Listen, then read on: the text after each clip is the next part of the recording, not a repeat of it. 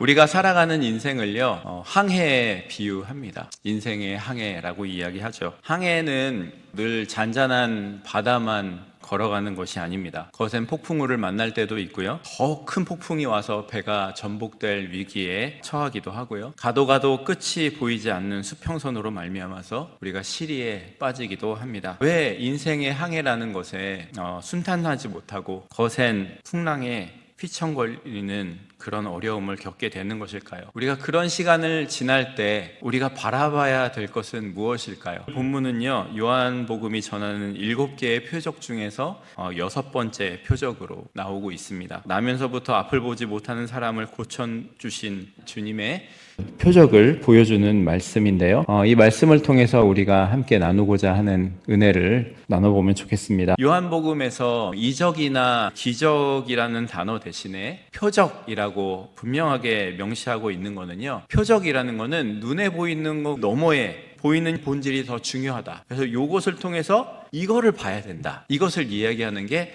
표적입니다. 그래서 이 표적을 보게 해주는 것이 더 중요하다. 그래서 그것을 깨닫게 해주기 위해서 요한은 이 사건이 표적이다, 이렇게 표현을 하고 있습니다. 예수님과 제자들이 길을 가는 중에 태어날 때부터 맹인된 사람의 앞을 지나가게 됐습니다. 이때 제자들이 예수님께 질문을 합니다. 이 사람이 맹인으로 태어난 것이 누구 죄 때문입니까? 저 사람의 죄 때문입니까? 아니면 자기 부모의 죄 때문입니까? 즉, 제자들은 이 사람이 아무것도 보지 못하는 맹인으로 태어나게 된 원인이 죄다라고 결론을 내리고 있습니다. 당시 유대인들은요, 하나님께서 이유 없이 고난을 주시지 않으시고 모든 고난은 그 사람의 죄로 인함이라고 하면서 인과응보의 교리 속에 완전히 사로잡혀 있었습니다. 따라서 제자들 역시 맹인이 맹인으로 태어난 것은 분명히 죄라고 여기고 있고요. 그런데 이 가운데 의문이 뭐냐면, 이 사람은 죄인인데 이 죄가 맹인 자신의 죄로부터 온 것인지 아니면 부모의 죄로부터 온 것인지 궁금해서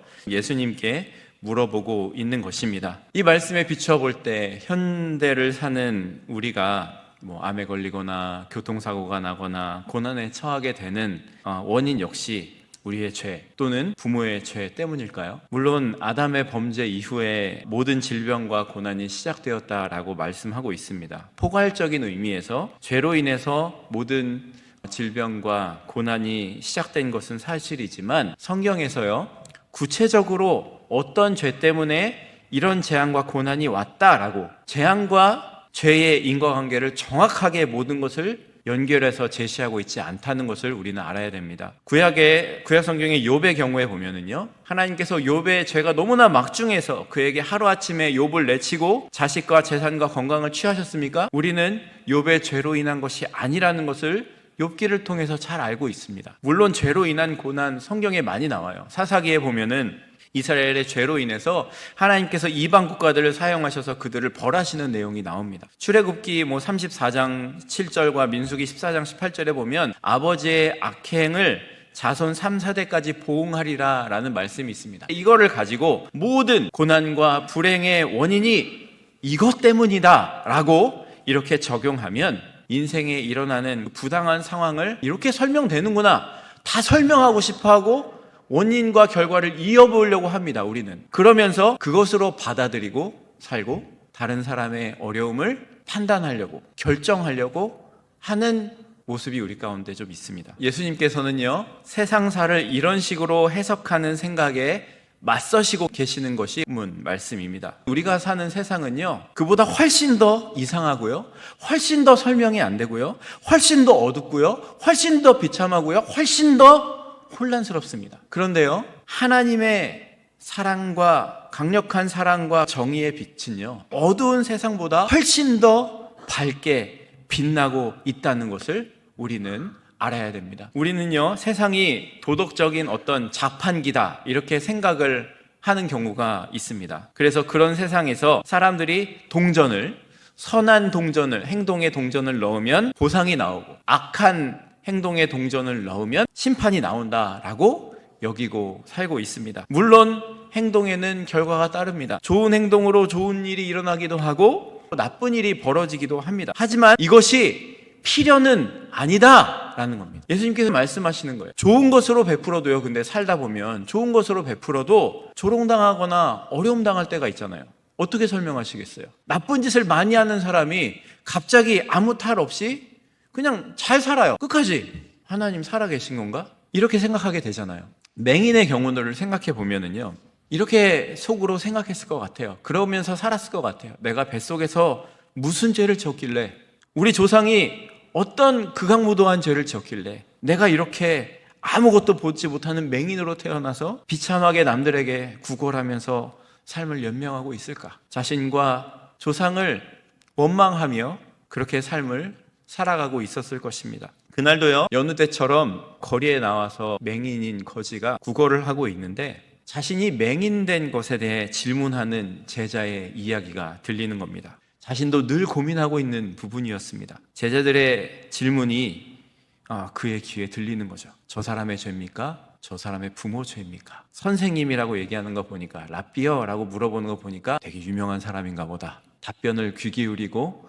듣고 있었습니다. 질문에 대한 예수님의 답변은요, 이 맹인의 귀를 의심하게 했습니다. 이 사람이나 부모의 죄로 인한 것이 아니라 그에게서 하나님이 하시는 일을 나타내고자 하십니다. 그에게서 하나님이 하시고자 하는 일을 나타내시고자 합니다. 그동안 평생을 낙담과 절망 가운데 살고 있었던 이 맹인에게는 희망과 소망의 빛으로 맹인을 확 비추는 소식이었습니다. 내가 이렇게 된 것이 나나 내 부모의 죄가 아니라 이렇게 된 나를 통해서 하나님의 일을 나타내기 위함이라고?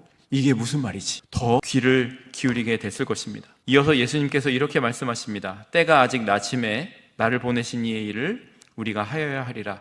밤이 오리니 그때는 아무 일도 할 수 없느니라. 내가 세상에 있는 동안에는 세상의 빛이라. 맹인이 절망과 어둠이 가득하다고 여기고 있는 현재에 대해서 예수님께서는 현재는 결코 어두운 밤이 아니고 낯이다, 희망과 소망이 있는 낯이라고 얘기하고 계십니다. 왜냐하면 자신이 이 세상에 온 빛이기 때문이다 라고 말씀하는 겁니다. 즉 예수님이 세상의 빛으로 임하신 세상은 우리 현실이 아무리 힘들고 고통스럽고 어두울지라도 빛이 가득한 낮이다 라고 말씀하고 있는 겁니다. 우리가 사는 세상 속에서 혼란과 슬픔은요, 우리 공의의 하나님의 새 창조를 위한 원재료라고 할 수 있을 겁니다. 예수님은요, 낮에는 하나님의 일을 하여야 된다라고 말씀하시면서요, 새 창조의 일을 하시는 것이 나오고 있습니다. 땅에 침을 뱉으셔가지고요, 흙을 반죽을 해가지고 진흙을 만드셔가지고요, 이 맹인의 눈에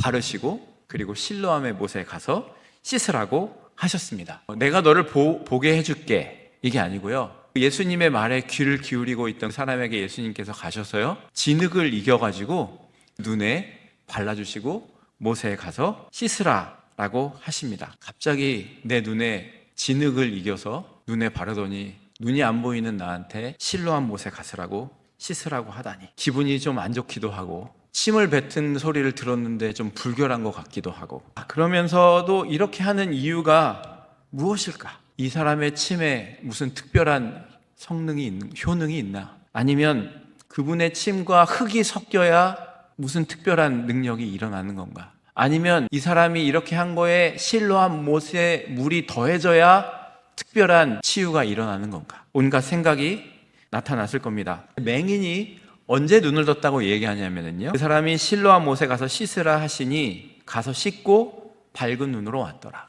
씻었는데 밝은 눈으로 왔다는 거예요. 실로암 못은요, 뭐 특별한 못이 아니에요. 기온샘에서 예루살렘 성 안에 수로를 땅굴을 만들어 놓은 연못이에요.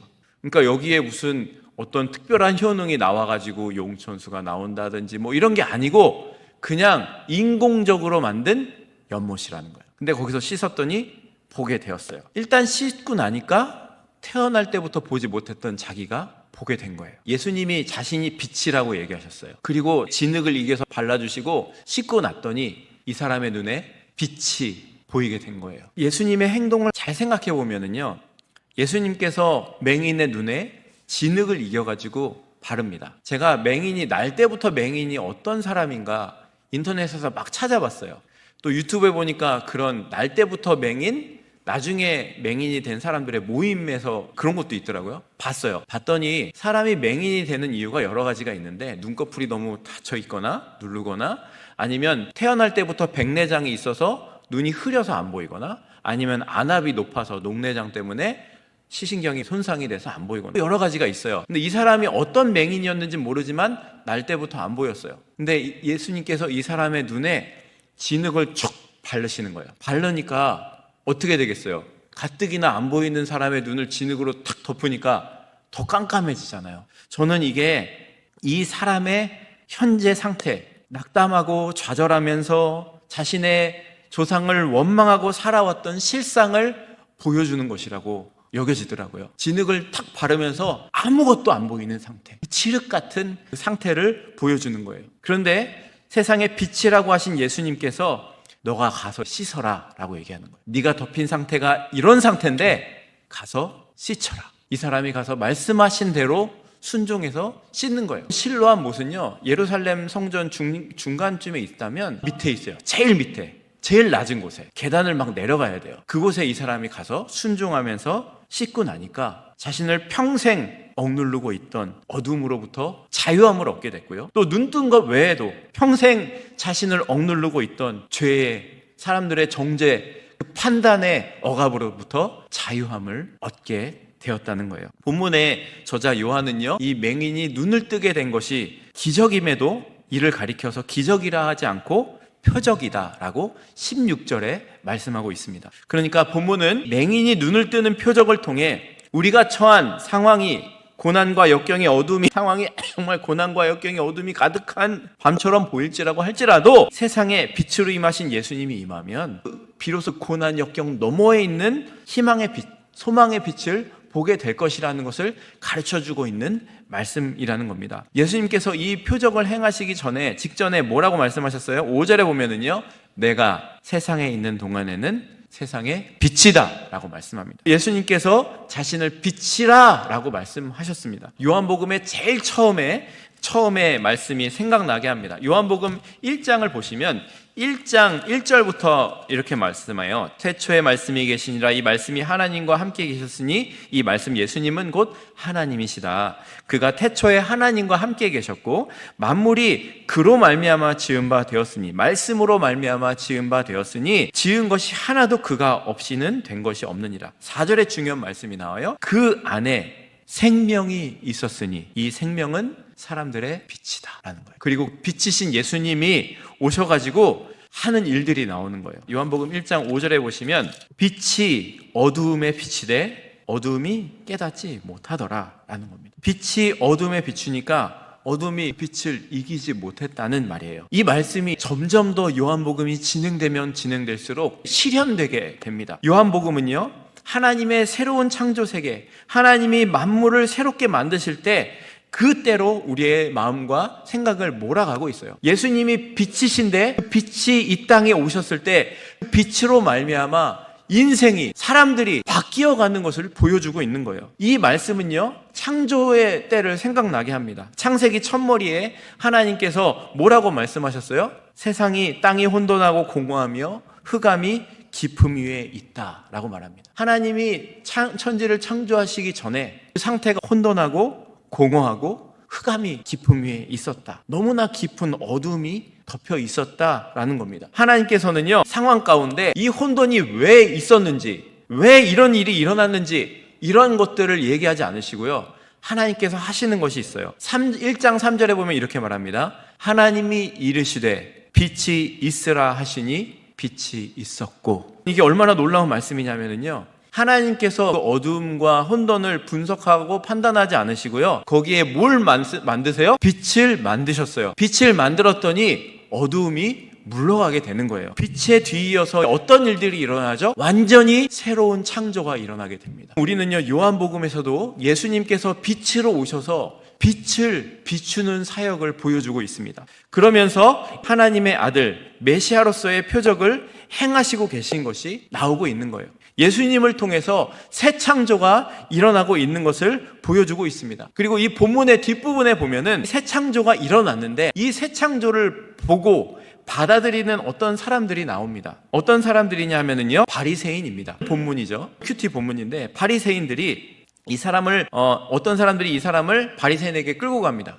끌고 간 이유가 기적이 일어나서가 아니라 안식일을 범했기 때문에. 어떻게 나음 받았는지 모르니까 예수님이 자신에게 하신 일들을 그대로 이 사람이 전했습니다. 더 놀라운 거는요, 놀라운 새 창조의 사건에 바리새인들이 집중하고 있는 건 뭐예요? 안식일이라는 거예요. 안식일 사건을 논쟁으로 만들어서 예수님을 부인하고자 이 사람들이 하는 일들이 있습니다. 이 사람의 이 치유받은 맹인의 부모를 불러다가 태어날 때부터 맹인이었냐 물어보고요, 대답을 못해요. 왜? 이 사람이 그렇다고 대답을 하면은 출교시키려고 이미 작정을 해놨기 때문에. 다시 이 치유받은 맹인을 불러가지고 물어봅니다. 어떻게 치유받았냐? 너 날 때부터 맹인이었냐? 그러자 그 사람이 이렇게 대답을 합니다. 너는 하나님께 영광을 돌려라. 그 사람이 아니다. 그 사람 죄인이다. 라고 하니까 치유받은 맹인이 이렇게 대답을 합니다. 그가 죄인인지는 알지 못하지만 한 가지 아는 것은 내가 태어날 때부터 맹인으로 있다가 보게 된 것입니다. 창세 이래로 이런 표적은 없었습니다. 라고 고백을 합니다. 치유받은 맹인에게 또 어떻게 된 것이냐 다시 물으니까 왜 자꾸 묻습니까? 당신들도 제자가 되려고 합니까? 라고 받아치죠. 그러니까 바리새인들이 화가 나서 욕을 하면서 어디 태어날 때부터 죄 가운데 태어난 놈이 우리를 가르치려느냐 하면서 이 사람을 출교시키는 것으로 이야기가 마무리되는데요. 여기서 잘 보시면은요, 바리새인은요, 빛으로 인해 새로운 창조가 일어났는데요, 그리고 이 약속은요, 이미 구약의 예언가들을 통해서, 선지자들을 통해서 이미 예언되었던, 눈먼 자가 보게 되는 일들이 일어나고 있는 역사인데, 이 사람들은요, 그거를 보지 않고 뭘 보고 있어요? 자신들이 규정으로 만들어 놓은 율법만 보고 있어요. 치유받은 맹인이 아니라 다른 것만 보고 있는 거죠. 근데 이 맹인은요, 모든 상황 가운데서 뭘 보고 있는지 이걸 우리가 잘 봐야 돼요. 뭘 보고 있어요? 아무리 이 사람들이 나를 협박하고 넌 출교당할지도 몰라 라고 하고 있는데도요, 이 사람은 뭘 보고 있냐면요, 빛이신 예수님, 그 사실을 바라보고 있는 거예요. 저는 오늘 말씀을 보면서 우리가 살아가는 삶 속에서 우리는 참 무엇을 보고 있는가 하는 생각을 해봤습니다. 우리가 살 때 우리의 삶에요, 어두움이 찾아올 때가 있어요. 환난이 찾아올 때가 있어요. 병이 찾아올 때가 있어요. 문제가 찾아오고요, 너무나 어려운 상황이 우리 가운데 닥쳐올 때가 있습니다. 그때 우리는 닥쳐온 어둠과 환난과 문제 앞에 낙심하고 절망하고 원망하고 다른 사람을 탓하고 그러면서 어둠을 보는 거예요. 근데 말씀을 통해서 예수님은 너가 어려운 상황에서 빛으로 오신 주님을 보라 라는 거예요. 주님을 그 상황 가운데서 보라. 그러면 새 창조가 일어난다는 거예요. 그 진흙을 짓이겨 바라주시고 가서 씻어라. 거기서 씻고 네가 어떤 상황인지를 보라. 새 창조를 경험해라. 순종했더니 빛을 보게 된 거예요. 이 사람은요, 빛뿐만이 아니라 뭘 봤어요? 영안이 열렸어요. 바리새인들도 바라보지 못하는 예수님이 메시아라는 사실을 그는 보게 된 거예요. 표적으로 너머에 있는 의미를 사람은 보게 된 거예요. 우리도요, 마찬가지예요. 우리의 삶에 어두움이, 질병이, 환난이, 고난이 찾아올 때 무엇을 바라봐야 됩니까? 빛이신 예수님을 바라보시기 바랍니다. 예수님은 여러분을 위해 빛으로 땅에 오셨다는 겁니다. 빛이신 예수님을 바라보실 때 우리 안에 어두움의 환경이, 혼돈의 환경이 새 창조의 역사가 일어나는 환경으로 바뀌게 될 것입니다. 그래서 우리가 신앙생활 할 때 항상 조심해야 되는 게 있어요. 어두움의, 어려움의, 고난의 환경에 있는 사람들을 바라볼 때 판단하지 말아야 돼요. 교회는 어떤 곳이 되어야 되냐면요, 이게 이래서 그런 거야 라고 하는 게 아니고요, 이 상황 가운데서 여기를 바라봐야 돼 라고 보여주는 곳이 교회가 돼요. 우리 주위에 고난과 어려움 가운데 있는 사람들이 있습니까? 함께 주님을 바라볼 수 있도록 도와줘요. 우리 이 시간 빛이신 주님을 바라보자. 어려움의 시기에 우리에게 분명하게 빛으로 오시고 우리의 눈을 뜨게 해주시고 이 상황 가운데 새 창조를 열어가시는 주님을 바라보자고 함께 외쳐주는, 함께 손을 붙잡아주는, 함께 동역해주는 그런 손들이 우리 교회가 돼야 됩니다. 지금 이 세상의 교회는요, 바리새인의 모습으로 살아가고 있는지도 모릅니다. 좋은 것, 편안한 것, 물질적인 부가 축복이라고만 여기게 만들고요. 진짜 이 세상에서 우리가 바라봐야 될 것이 무엇인지 증거하지 못하고 살아가고 있습니다. 근데 이 세상 가운데 우리는 무엇을 바라보는 게 그리스도인이라는 거예요? 예수님이 왜 오셨는지, 이 세상에 빛으로 오셔서 그 빛을 바라볼 때 우리 삶 가운데 어떠한 일이 일어나는지를 경험하는, 그것을 증거하는 사람이 되라고 말씀하시고 계시는 거예요. 이 맹인은요, 그것을 증거하기 시작했어요. 그래서요, 이 사람에게는 어떻게 보면은 치유받기 전에 안정된 직장, 거지로서의 삶이 있었어요. 그래도 거지로 살면은 밥은 먹고 살 수 있었어요. 그때까지 살았으니까. 그런데요, 예수님을 증거하게 되면서 이 사람은요, 출교를 당했어요. 이스라엘 사회에서 출교는요, 아무 사회적인 활동도 경제적인 활동도 못하는 거예요. 나가서 혼자 살아야 돼요. 근데 이 사람이 그것을 증거하고 있어요. 무엇을 봤을 때? 빛이신 예수님을 그가 보았을 때, 경험했을 때, 새 창조를 경험하고 그분을 바라보기 시작했을 때 영안이 열리고 바라봐야 되는 게 무엇인지 깨닫게 된 거예요. 우리도 살아가면서 어려움이 닥칠 때 이 치유받은 맹인을 기억하면 좋겠습니다. 그리고 함께 있어주는 사람이 되면 좋겠습니다. 우리 안에 주신 하나님의 은혜를 서로 보여주고 서로 북돋아주고, 그리고 하나님을 함께 바라봅시다.